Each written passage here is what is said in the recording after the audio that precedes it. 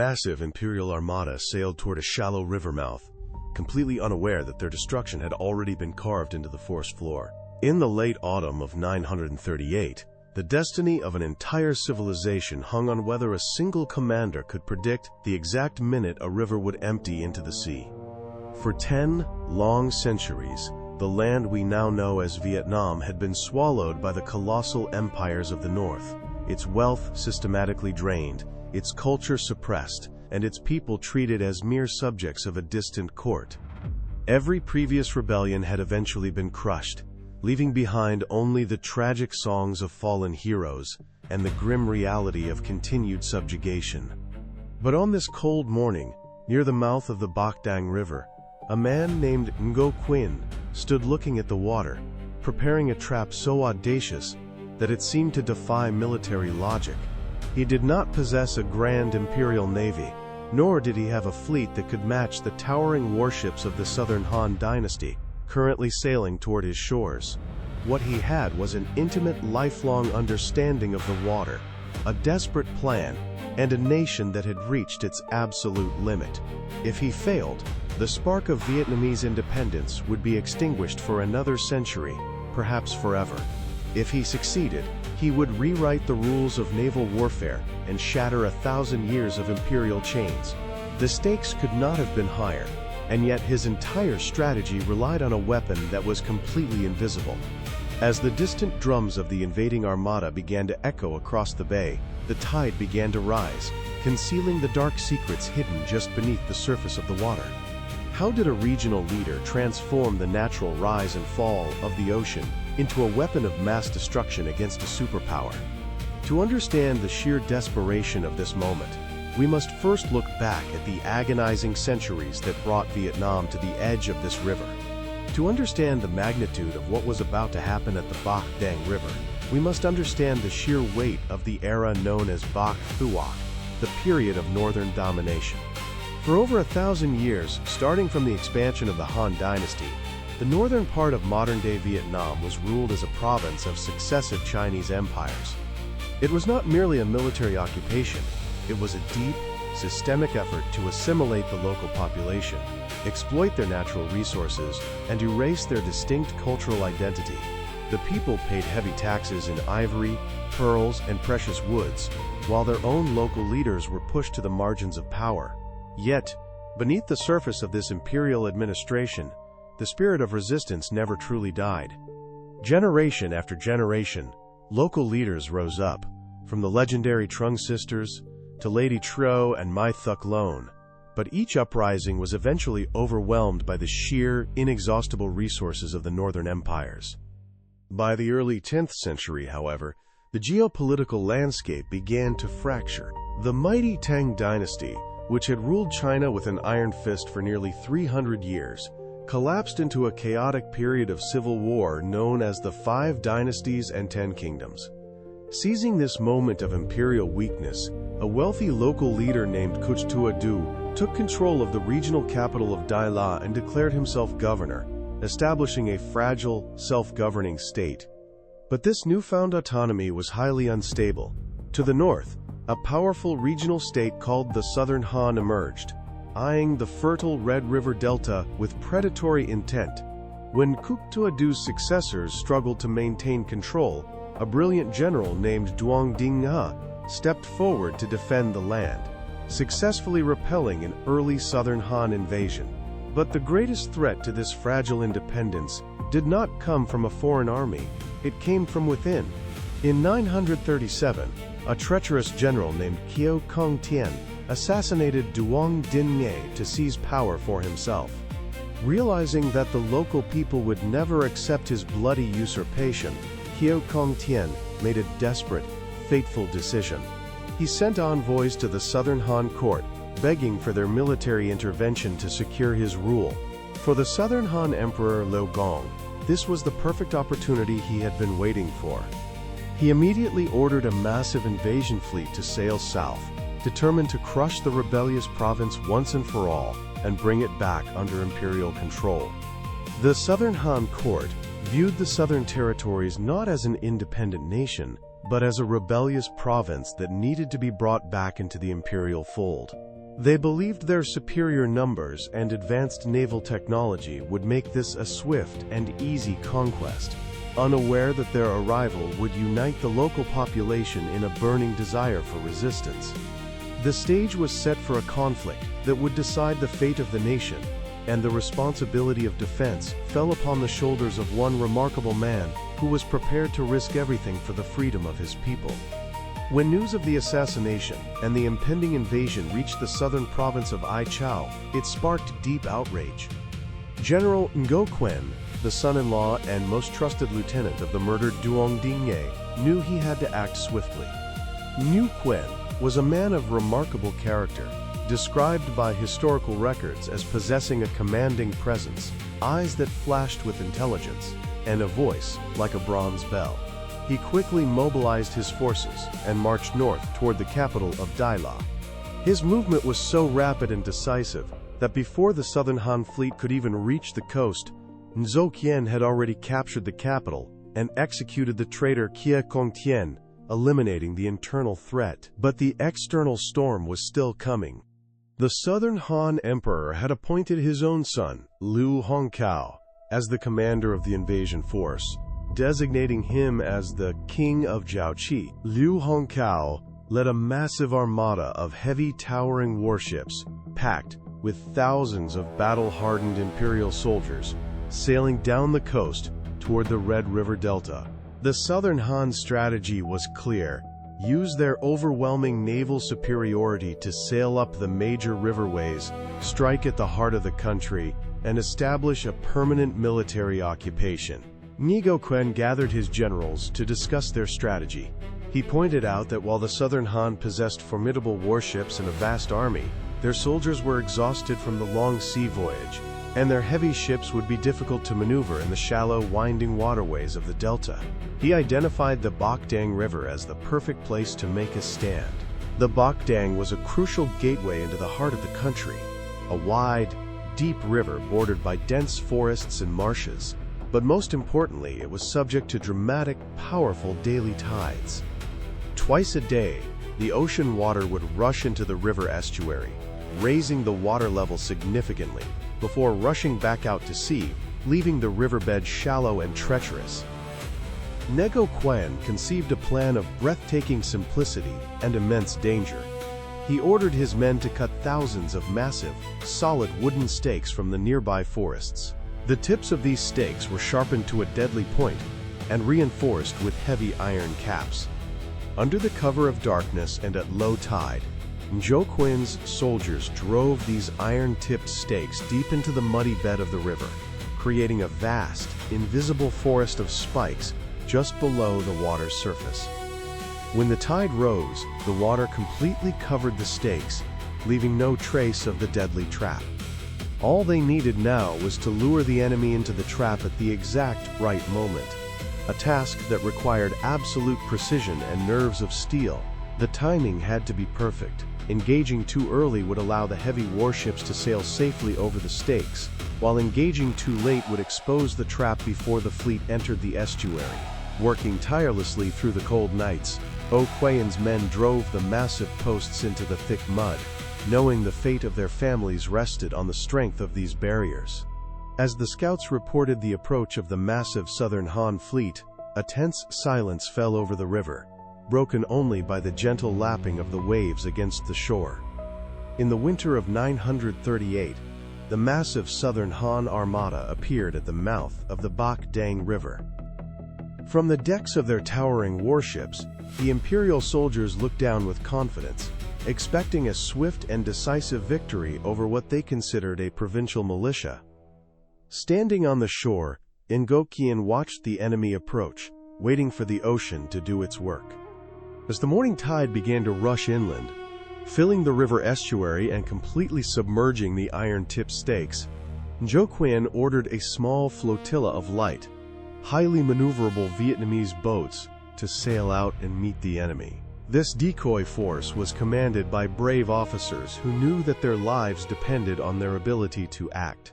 They engaged the vanguard of the Southern Han fleet in a brief, fierce skirmish, putting up a spirited but seemingly futile resistance. Then, acting on Ngo Quyen's precise orders, The Vietnamese boats turned and began a panicked retreat back up the river. Seeing the enemy flee, Liu Hongkao believed he had already won the day. He ordered his entire fleet of heavy warships to give chase, sailing deep into the estuary of the Bach Dang River, completely unaware that they were passing directly over thousands of hidden iron-tipped stakes. The heavy imperial vessels, propelled by sails and oars, pressed forward, eager to crush the retreating Vietnamese forces. But Ngo Quyen was watching the water with absolute focus, waiting for the crucial turning point. Suddenly, the tide reached its peak and began to turn. With a powerful rushing current, the massive volume of water began to drain rapidly back into the sea. Ngo Quyen raised his battle flag and gave the signal for a general counterattack. The retreating Vietnamese boats suddenly turned and charged back with ferocious intensity, while hidden forces emerged from the riverbanks to launch a devastating barrage of fire arrows and heavy stones. Caught completely off guard, Liu Hongkao tried to order a retreat, but it was already too late. As the water level plummeted, the heavy, deep-draft Southern Han warships were carried downward by the receding tide, crashing directly onto the sharp, iron-tipped wooden stakes hidden beneath.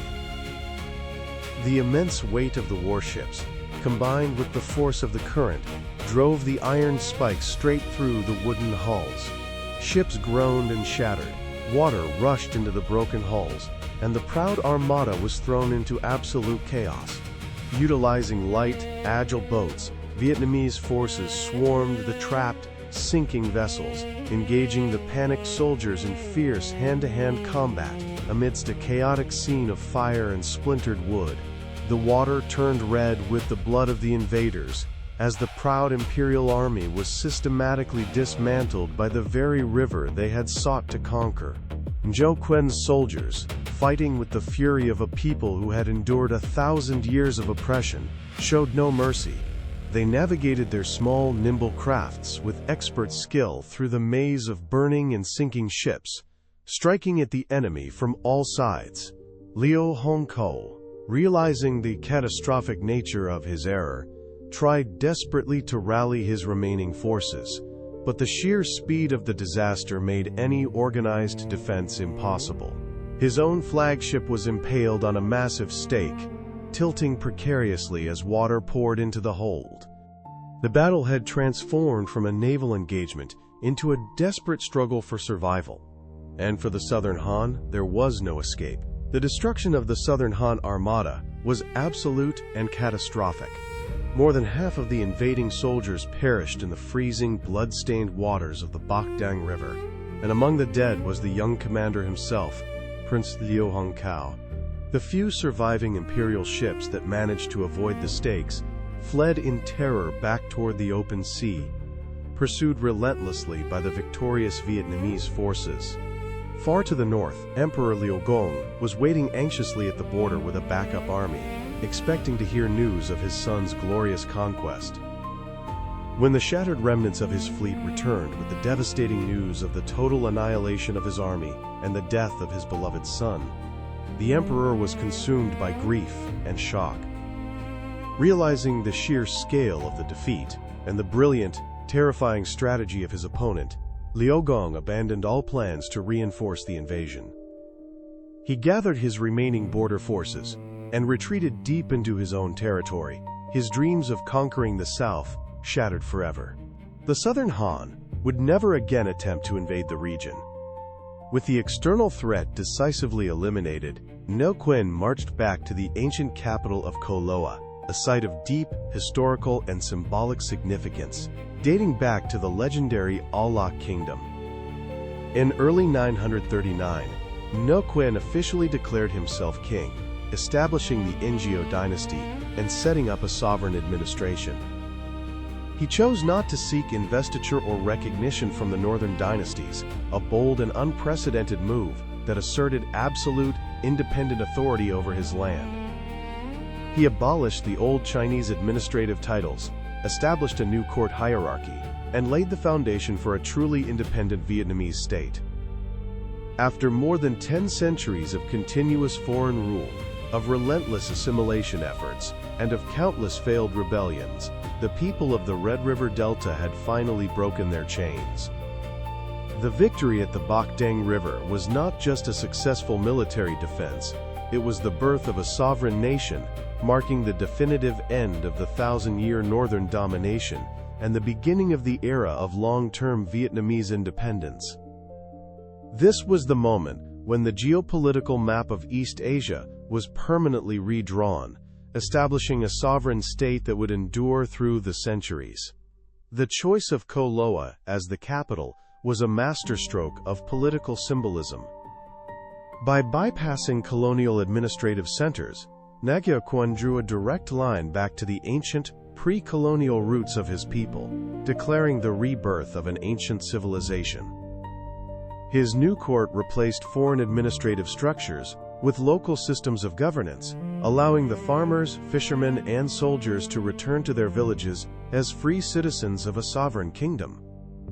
The scars of the long occupation would take generations to heal, but the foundation of independence was now firmly laid. The Battle of the Bach Dang River in 938 stands as one of the most significant turning points in Southeast Asian history, offering a profound lesson in the power of asymmetrical warfare and national resilience. Ngo Quyen's victory demonstrated that a smaller, less equipped nation could successfully defend its sovereignty against a massive, wealthy empire by utilizing its unique geography and understanding the natural rhythms of its environment. He did not try to match the Southern Han ship for ship or soldier for soldier. Instead, he transformed the very landscape into his greatest ally, turning the tide of the ocean into a force multiplier that leveled the playing field. This brilliant strategic concept of using the environment to defeat a superior force would become a defining characteristic of Vietnamese military history for the next 1,000 years. In fact, the legendary tactic of using iron-tipped stakes in the Bach Dang River was so effective that it would be successfully deployed twice more in later centuries, first by Emperor La Hon in 981 to defeat the Song Dynasty, and most famously by General Tran Hung Dao in 1288 to destroy the invading Mongol armada of Kublai Khan. Beyond the military tactics, the true legacy of 938 is the preservation of a distinct cultural identity. 1,000 years of foreign rule is an incredibly long time.